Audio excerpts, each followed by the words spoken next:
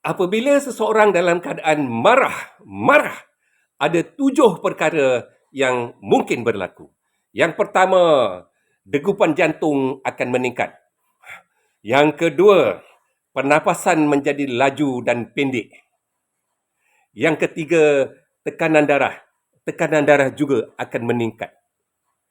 Yang keempat, otot-otot akan mula menegang. Yang kelima, hormon tenaga akan meningkat. Yang keenam, minda emosional akan mengambil alih fungsi minda rasional, menjadikan kita kurang rasional, kurang bijak dalam membuat keputusan atau tindakan. Dan yang ketujuh, kita mungkin akan mengambil tindakan-tindakan yang agresif, yang merugikan diri kita dan merugikan pihak lain.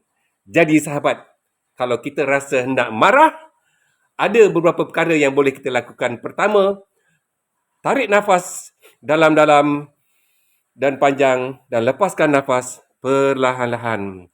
Tarik nafas dan lepaskan nafas perlahan-lahan, ulang 6 kali. Yang kedua, kita boleh kira dalam hati 10, 9, 8, 7, 6, 5, 4, 3, 2, 1.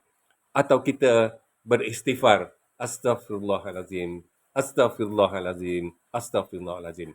Ini tujuannya lah untuk kita meredakan amarah kemarahan dan menjadikan kita sedikit tenang supaya kita boleh berfikir secara lebih rasional, lebih positif. Ingat, kawal kemarahan anda supaya anda dapat hidup sehat, ceria, gembira dan tenang. Jumpa lagi. Terima kasih.